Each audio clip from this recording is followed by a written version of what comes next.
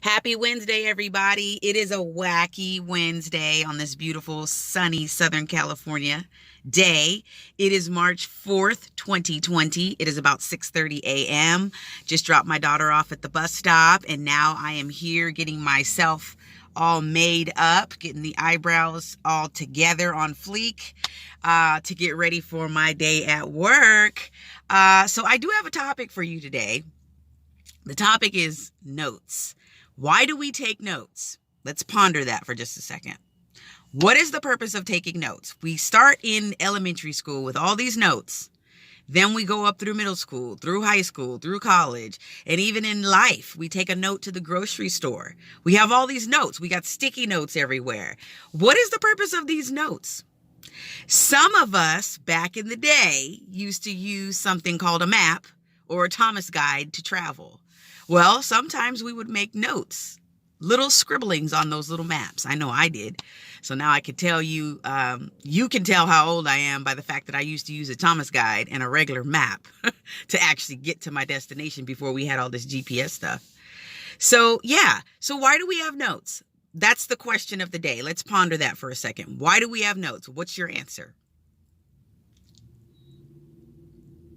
Okay, I have my answer. We have notes for the purpose of keeping information that may be useful later. For example, you could give your students, because I'm a teacher, so I'm giving my students quizzes and tests, and they have a final exam, assessments, and all kinds of stuff. They've got state testing, district testing. They're being tested to death. Anyway, so they could keep their notes. I allow them to keep their notes and use their notes on my assessments.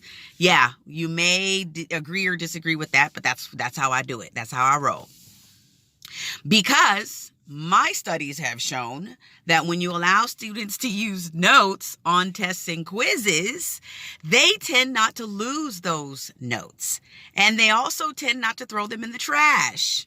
And they create a drawer at home. I tell them, create a little junk drawer at home where you keep all your notes. And then at the end of the semester or the end of the quarter or the end of the whatever, 2 weeks, when you need to get those notes, bring them on test day, which I give them like 2 to 3 weeks heads up if we're going to have a test. And they bring the notes. Some do, some don't, whatever. Now, I also do something else with those notes. I have my students do a presentation every week. They have an opportunity once a week to stand up and talk about something that they learned from that week. So all of a sudden, those notes become even more powerful because who wants to stand up in front of a group of people and go blank and not remember what they're supposed to talk about? So here you go. Your notes become super valuable when you're standing in front of a group of people and you need to know what to say and you forget what you're supposed to say because those people are looking at you and your anxiety is through the roof and you're just like, your brain doesn't work. So there you go. You can use notes for tests and quizzes. You can use notes for oral presentations. There are all kinds of things that you use notes for, but the bottom line is, you have to have information, like when you go to the grocery store, to keep you focused on what it is that your goal is. And you can take 8 items, put it on a list, go in the grocery store and come out in 10 minutes.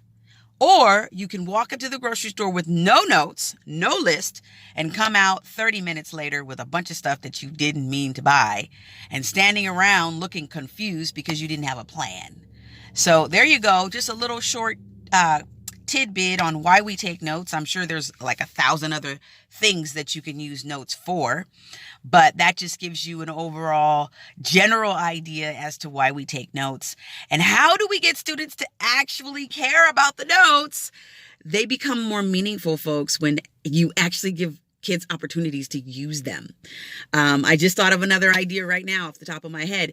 If they're putting together a project and they need to know how to build it, they're probably going to need to read something, take notes, bring their notes in, and be able to build that project using those notes like an engineer would do, like an architect would do. So let's start giving our kids opportunities to use the notes for something meaningful, not just the quiz or the test. Because in the end, when you go out into the world of work or you go out into the world of college, You need to have some things that are meaningful to help you remember the experience that you had. There's something called the forgetting curve. When you get a chance, go look it up. And it says something, I'll summarize it for you. It says something like most people learn about 10% of what they were supposed to learn in school, and 90% of it they forget. Because those things that we learn in school, to be honest with you, a lot of them are not useful. They're not relevant. So we forget and we don't understand the meaning because nobody ever sat down to explain the purpose of why we're doing all this stuff anyway. So as you're working with young people, make sure that in the beginning you start with why. You tell them why they're taking all these notes, and you tell them the result. So the reasoning and the results. That's what's going to drive the kids to have that energy and to figure out, make those connections and have some meaning.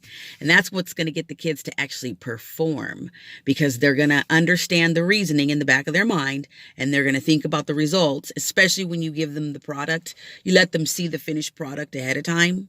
Then they're like, oh, okay, I understand. Now there's a purpose behind me taking all these notes. So there we go. Have a wonderful, beautiful, wacky Wednesday. Latasha is out. Goodbye.